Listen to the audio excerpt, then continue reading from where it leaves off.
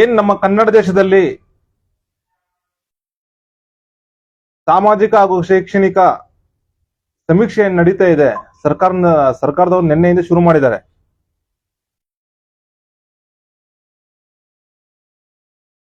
ಈ ಸಮೀಕ್ಷೆಯಲ್ಲಿ ಹಲವಾರು ರೀತಿಯ ಜಾತಿಗಳು ಮತ್ತೆ ಹಲವಾರು ರೀತಿಯ ಧರ್ಮಗಳು ಹೆಸರು ಕೊಟ್ಟು ಒಂದು ಪಟ್ಟಿ ಬಿಡುಗಡೆ ಮಾಡಿ ಈ ಒಂದು ಬರೀರಿ, ಇದೊಂದು ಬರೀ, ಇದರದ್ದು ಬರೀರಿ ಅಂತ ಹೇಳ್ಬಿಟ್ಟು ಆ ಒಂದು ಸಮುದಾಯಗಳ ನಾಯಕರಾಗಿರಬಹುದು, ಮುಖಂಡರಾಗಿರಬಹುದು, ಅದನ್ನ ಎಲ್ರು ತಿಳಿಸಿ, ಜನರಿಗೆ ತಿಳಿಸಿ ಹೇಳಿ ಇದೇ ರೀತಿ ಬರೆಸಬೇಕು ಅಂತ ಎಲ್ರಿಗೂ ಸೂಚನೆ ಕೊಡ್ತಾ ಇದ್ದಾರೆ.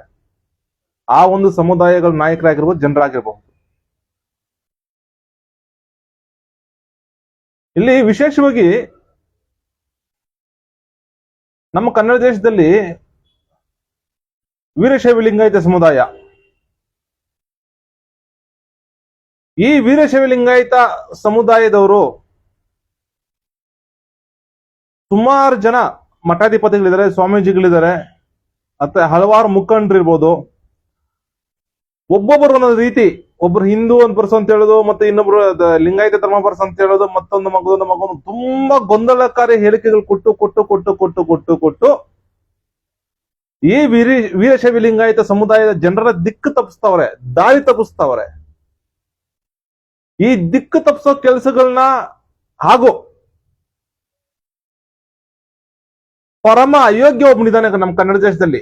ಕನ್ನಡಿಗರಿಗೆ, ಕನ್ನಡ ಬಂಧುಗಳಿಗೆ, ಈ ಸಮಸ್ತ ಕನ್ನಡ ಧರ್ಮಕ್ಕೆ, ಕನ್ನಡ ದೇಶ ದ್ರೋಹ ಒಬ್ಬನಿದ್ದಾನೆ ಒಬ್ಬ. ಯಾರೋ ಅವನು ಪರಮ ಅಯೋಗ್ಯ ಬಸವನಗೌಡ ಯತ್ನಾಳ್.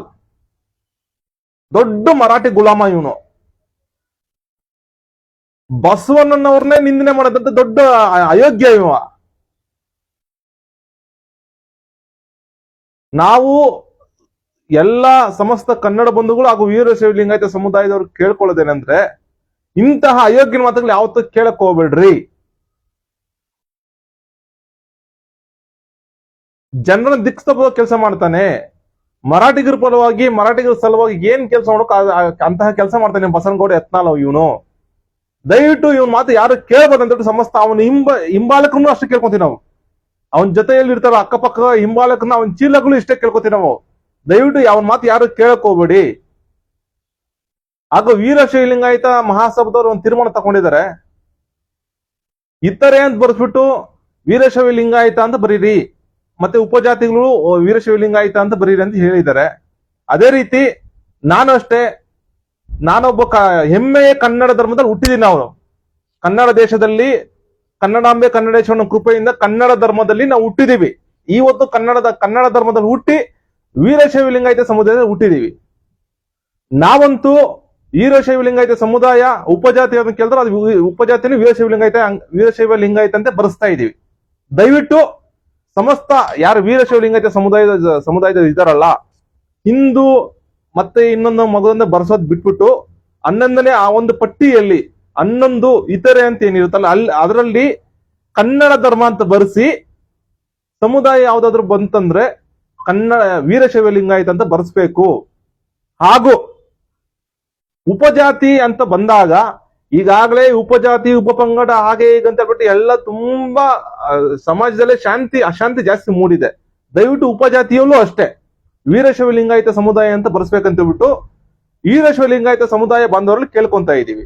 ಹಾಗೆ ಒಕ್ಕಲಿಗ ಸಮುದಾಯದವರು ಅಷ್ಟೇ, ಒಕ್ಕಲಿಗ ಸಮುದಾಯದ ಆಗಿರಬಹುದು, ಕುರುಬ ಸಮುದಾಯದವರಾಗಿರಬಹುದು, ನಾಯಕ ಸಮುದಾಯದವರಾಗಿರಬಹುದು, ಅಥವಾ ಇನ್ನಿತರ ಕನ್ನಡ ಸಮುದಾಯಗಳಾಗಿರಬಹುದು,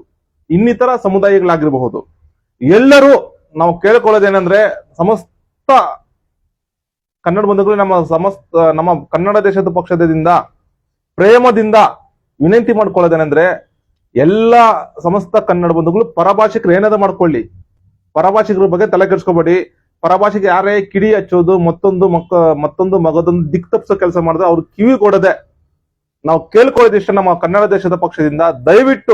ದಯವಿಟ್ಟು ಸಮಸ್ತ ಎಲ್ಲಾ ಕನ್ನಡ ಬಂಧುಗಳು ಅವರ ಸಮುದಾಯ ಮೊದಲು ಧರ್ಮ ಯಾವ್ದಾದ್ರು ಇತ್ತಂತ ಏನಾದ್ರು ಬರೆಸಿದ್ರೆ, ಇತರೆ ಅಂತ ಏನಿದೆಯಲ್ಲ 11ನೇ ಪಟ್ಟಿ, ಆ ಪಟ್ಟಿಯಲ್ಲಿ 11ರಲ್ಲಿ ಇತರೆ ಅಂತ ಬರೆದ್ಬಿಟ್ಟು ಅಲ್ಲಿ ಕನ್ನಡ ಧರ್ಮ ಅಂತ ಬರೀರಿ. ದಯವಿಟ್ಟು ಕನ್ನಡ ಧರ್ಮ ಅಂತ ಬರೆದು, ಜೊತೆಗೆ ನೀವು ವೀರಶೈವ ಲಿಂಗಾಯತರಾಗಿದೆ ವೀರಶೈವ ಲಿಂಗಾಯತ ಅಂತ ಬರೀರಿ, ಒಕ್ಕಲಿಗರು ಬರೀರಿ, ನಾಯಕರು ಬರೀರಿ, ಕುರುಬರು, ಯಾವುದೇ ನಿಮ್ ಸಮುದಾಯ ಇದ್ರೆ ಆ ರೀತಿ ಬರೆದ್ಬಿಟ್ಟು ಉಪಜಾತಿಯಲ್ಲೂ ಅದನ್ನೇ ಬರೀರಿ.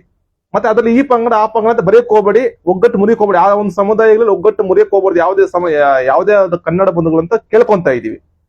ಮತ್ತೊಮ್ಮೆ ವಿನಂತಿ ಮಾಡ್ಕೊಂತ ಇದೀವಿ ಸಮಸ್ತ ಕನ್ನಡ ಬಂಧುಗಳಿಗೆ. ಸಮಸ್ತ ಕನ್ನಡ ಬಂಧುಗಳು ಆ ಒಂದು ಸಮುದಾಯದ ಪಟ್ಟಿಯಲ್ಲಿ, ಆ ಒಂದು ಧರ್ಮದ ಪಟ್ಟಿಯಲ್ಲಿ 11 ಇತರೆ ಅಂತ ಆಯ್ಕೆ ಮಾಡಿಕೊಂಡು ಕನ್ನಡ ಧರ್ಮ ಎಂದು ನಮೂದಿಸಿ ಬರೆದು ನಿಮ್ಮ ಸಮುದಾಯಗಳನ್ನ ಬರ್ಕೊಳ್ಳಿ. ಮತ್ತೆ ಉಪ ಪಂಗಡಗಳಲ್ಲಿ ನಿಮ್ಮ ಅದೇ ಬರೀರಿ, ಸಮುದಾಯ ಹೆಸರನ್ನೇ ಬರೀರಿ. ಮತ್ತೆ ಉಪ ಪಂಗಡ ಅದು ಇದನ್ನು ಬರೆಯಕ್ ಹೋಗ್ಬೇಡಿ. ಹಾಗೂ ಈ ರೀತಿ ಬರೆಯೋದ್ರಿಂದ ಯಾವುದೇ ರೀತಿಯ ಮೀಸಲಾತಿಗಳಿಗೆ ಅದಕ್ಕೆ ಏನು ತೊಂದರೆ ಆಗಲ್ಲ. ಇಡೀ ಭಾರತ ಒಕ್ಕೂಟ ವ್ಯವಸ್ಥೆಗೆ ಕನ್ನಡ ದೇಶದಲ್ಲಿ ಕನ್ನಡ ಧರ್ಮ ಎಷ್ಟು ಬಲಿಷ್ಠವಾಗಿದೆ ಅಂತ ತೋರಿಸ್ಕೊಡ್ಬೋದು ಇದರಿಂದ.